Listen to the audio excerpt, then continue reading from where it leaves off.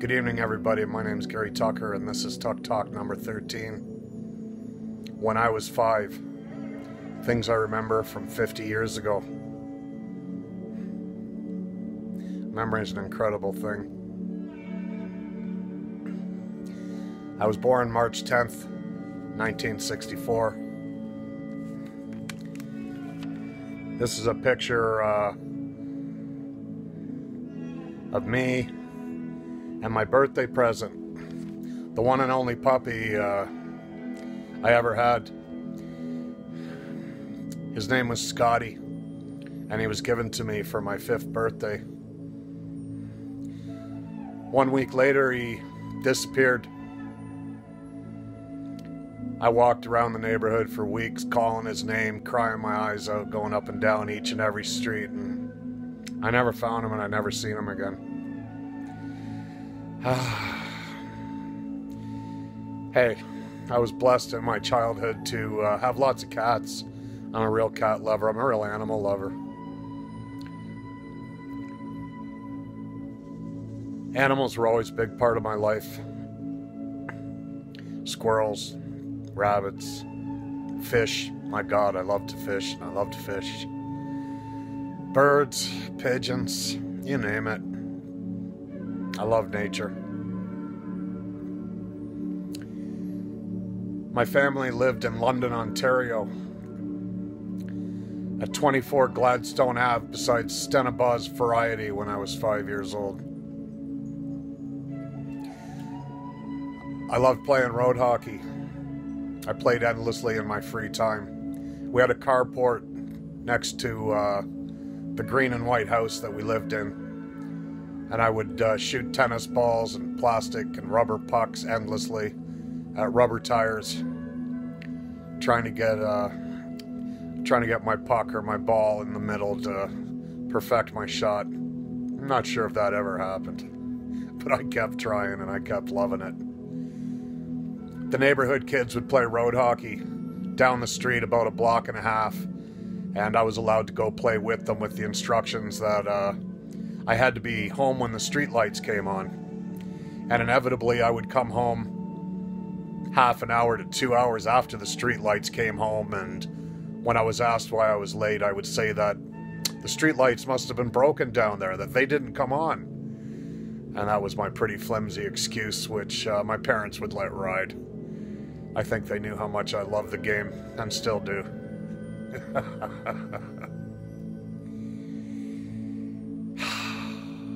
There was lots of kids on the street back then. Robbie Holmes, he lived about a block down. Steve and Mary Ozark, they lived half a block down.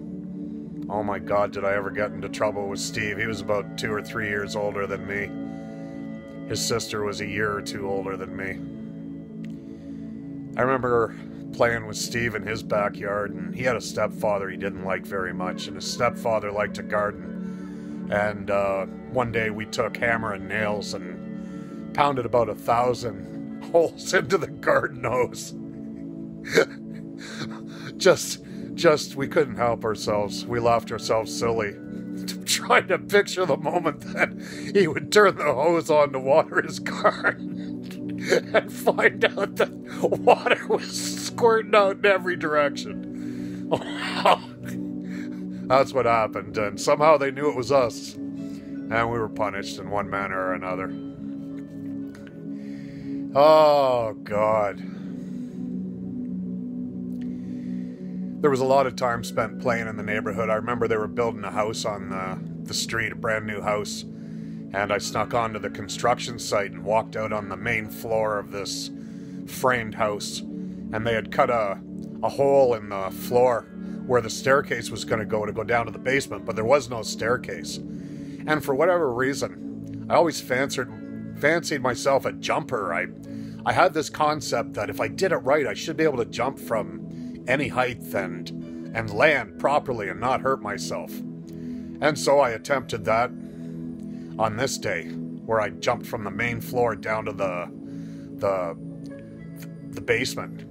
And my knee came out and smashed myself in the chin, and I came about as close to knocking myself unconscious as I could. It hurt like hell. but I survived. And as far as I know, nothing got broke. And I didn't learn my lesson. It was later that same year we went up to Clinton to visit my Uncle Bob and my Aunt Shirley, and we were out in the haymow, and sure enough, we climbed up about 20 feet, and there was a couple of bundles of loose hay down on the bottom of the floor, and sure looked like a safety net to us, and same thing. Jumped that 20 feet, landed, the knee comes up, smashed myself in the face, and I was knocked senseless for a few hours. On that same weekend, I was playing in the backyard and encountered a mole running through the grass, and I tried to grab it, and it bit me. We loved going to Uncle Bob's and Aunt Shirley's and visiting them on the farm. September 1969, I started kindergarten, and I started off walking with my mom on that first day down to Princess Elizabeth Public School, which was located right across the street from Weeble High School. And halfway there, I turned to her and I said, "Mom, I'd like to go the rest of the way by myself. I'm okay, I can do this." And she let me do it. She turned around and went home, and expressing my independence at that early age, I carried on and began my my days at school on my own. I was a big kid. You might be able to tell from the picture I showed you, from the picture on the front of this video, which is the same one. I was the biggest kid in my class, and that drew attention from older kids in the school. I was always getting in fights. I had a fist fight at least once a week with somebody from an older grade, grade 1, grade 2, grade 3, grade 4. I don't know.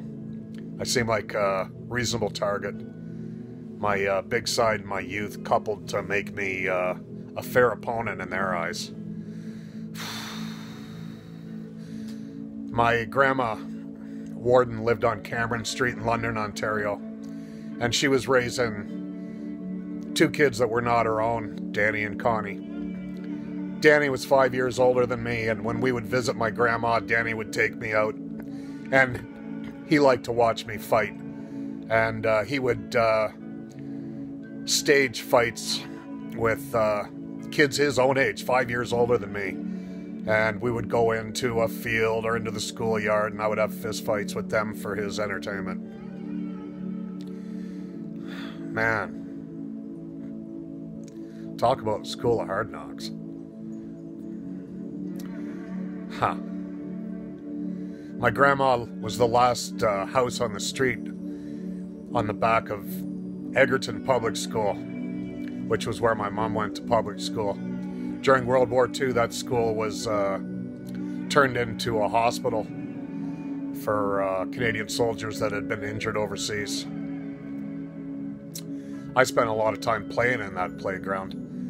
And at 4 years old, I remember my father purchased me my first 2-wheeled bicycle, and he took me out onto the outdoor basketball court to teach me how to ride it. And he got me positioned on it and started running alongside me, then let me go, and I immediately drove right into one of the basketball standards and smashed my head open on the post. And he put me right back on it, and I did a little better the next time and a little better the next time, and lo and behold, sooner or later I learned how to ride a bike. I was playing out behind my grandma's house, and there was a field there, a common area. Apparently somebody owned it, though. I had a little trowel in my hand, and then there was these little purple flowers growing out of the ground. And I was digging them up with a trowel, all excited. I was going to take them back and give them to my grandma. And some old guy, he seemed old to me. Who knows what his age was? I don't. Could have been 40 or 50 like I am now. And he came out and started screaming at me and grabbed me by the scruff of the shirt and shook me around and told me I was trespassing and freaked out. That was a pretty bad memory. Didn't seem like I was doing anything that awful. It was just a field. The Thames River was about a 6-block walk from our house, and I used to like to go down by the river. I've always been fascinated by rivers and fishing. And it was neat to walk the trails. and go to the river. One day, I was out and about in the neighborhood. I actually wasn't down at the river. And when I came home, I came in through the back door like I typically did, and my mom was sitting at the table with some man I'd never met before, and she was bawling her eyes out. And he was consoling her. He had his hand around her shoulder, and they were praying at the kitchen table. And they looked up and they saw me, and my mom redoubled her crying, and she ran over and she grabbed me and she hugged me and she was crying like crazy. And it took me a while to figure out what the heck was going on, but apparently a young girl, like the same age as me, 4 or 3 or 5 years old, had told my mom, who had been looking for me, that she had seen me down by the river and that I was cut and bleeding and laying in the river. And so my mom believed that I'd been killed or hurt or murdered in some way. It was total fabrication. Why this young girl decided to tell my mother that, I'll never know, and my mother will probably know either. But, wow, what a horror for a parent. The man, turns out, was a minister of some type. And how he happened by the house, I still don't know. But, yeah, they were praying that I'd come home safely, and I did. So there's a case of a prayer that worked. Huh. And when I think about that moment, I know that my mom loved me. You know, she was definitely concerned. Given the scenario that I could potentially be dead and gone, she was distraught. And that's a fond memory for me in terms of knowing how much she cared about me. When I was young like that, she was great. She taught me how to read. She read to me all the time and fostered in me a love for reading. In that picture that I showed you, there's a set of Collier's Encyclopedia that our family owned, and our family didn't have very much money. My dad was an apprentice pipe fitter when I was 5 years old, and he made $1.27 an hour as a first-year apprentice. But we had a set of Collier's Encyclopedias, and I read those things. I read every one of them from A to Z. As the years went by and my reading skills were up to it, I read it all. And we had these giant Humpty Dumpty books and these Grimes fairy tale books, and oh man, Mum loved a British author called Enid Blyton, these great big thick fat books, and they bought me Hardy Boy books, and I read and I read and I read, and I loved it. And it's the single skill that I developed early that made me into a decent student along the way. I used to have dreams at that age, nightmares I guess, that I was being chased by wolves.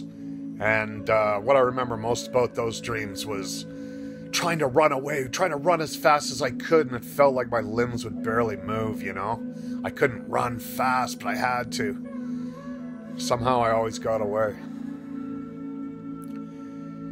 I had an experience that stands out in my mind where I had a dream that one of the older kids at school that didn't like me, somebody that was about 4 or 5 years older than me, a great big fat guy, I had a dream that he spotted me on the way to school, and he began to chase me. And we ran through a particular neighborhood, and then through an apartment building, and then to the public school.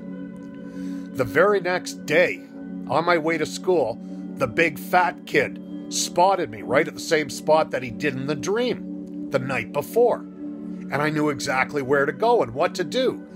And thus played out the exact same scenario that had taken place in the dream the night before. He chased me through a neighbor's yard, and I hopped the fence, and he followed behind.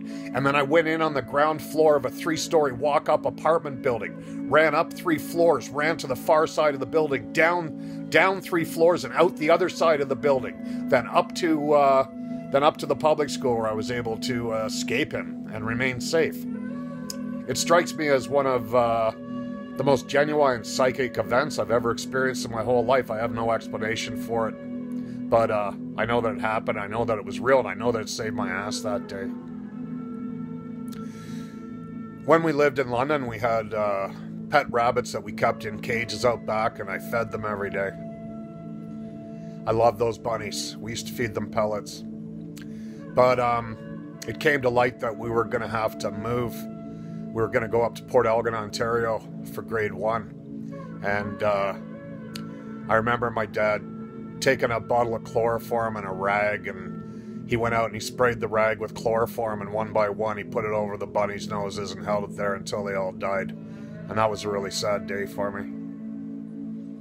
He took me fishing the next day, way out in the country, along the Thames River, and he carried all the dead bunnies in a canvas sack, and as we walked into the woods to head towards the river, he tossed the sack into the woods. That was even sadder. When we got down to the river that day, he had a pair of waders on, and he set me up with a hook and a worm, and told me to enjoy myself, and he walked out up to his waist in the river, and I walked downstream a little bit, and I walked out too, and I wanted to fish where my dad was fishing. I wanted to fish out in that water because I figured that must be where all the fish were. So I ended up almost up to my neck to get to where he was, and he looked down and seen me, and he was in a panic seeing what I'd done at such a young age, out there determined to fish the good holes. And wow, he made me scoot my ass back to shore, but I think he was proud of me at the same time for being so brave.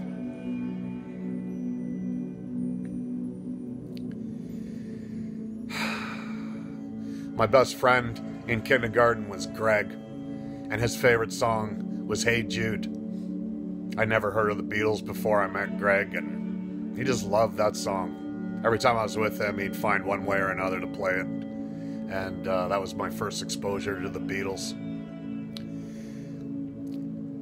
Down and across the street from us, there was Shirley and Randall Crossley from England.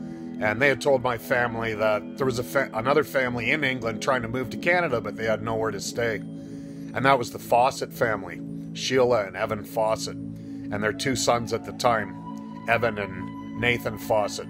And for whatever reason, my family volunteered to take them in. I mean, they were renting this 2-bedroom home, the bottom half of a 2-bedroom home, but they took in the Fawcett family from England. And the boys were my age. Evan was 1 month older than me, and Nathan was a year younger than me and born on March the 11th, when I was born on March the 10th. And they became lifelong friends, and to this day they're my friends, and I love them dearly. You too, Sheila.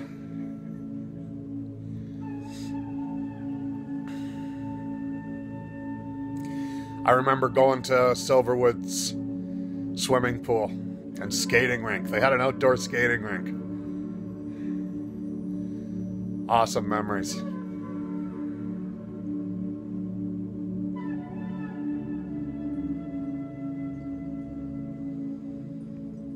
I did a crazy thing that I don't really understand to this day. My mom used to make me take an afternoon nap, and I would take it in their room and lay on their bed. And my dad had a jewelry case on top of his dresser, and he had a Zippo lighter in there that fascinated me.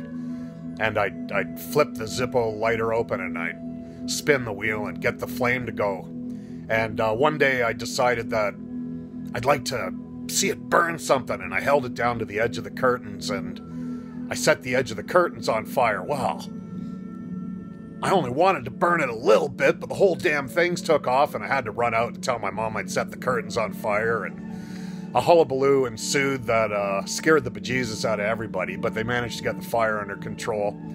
And it was such a serious incident, somehow I escaped major punishment from it, just to sit down talk about having learned my lesson about not setting things on fire, especially when I was in the bedroom supposed to be having a nap. That one was pretty crazy. I never did that again. Wow. My grandma Warden's house, she was a pack rat. And just an incredibly strong and powerful woman, and totally independent, but she was a pack rat to beat the band. With all but one of her kids gone. My Aunt Helen lived there until she was 50 years old.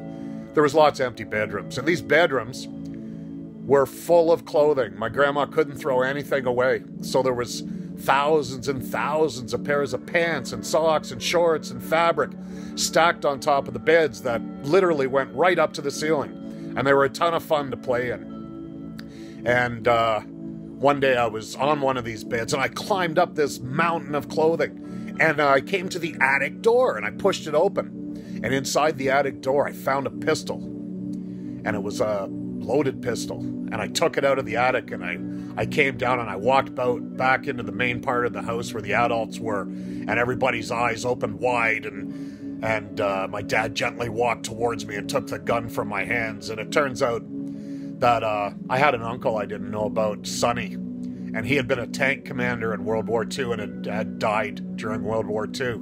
And it was his pistol that my grandma had kept and stored in the attic in a presumably safe place until I happened upon it.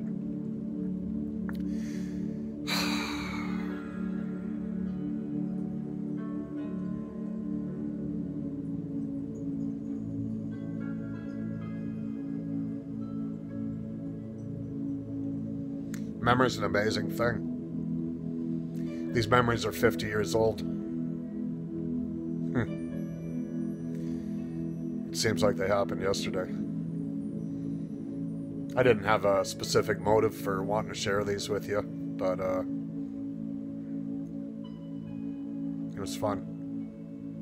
Bye for now. Have a good night.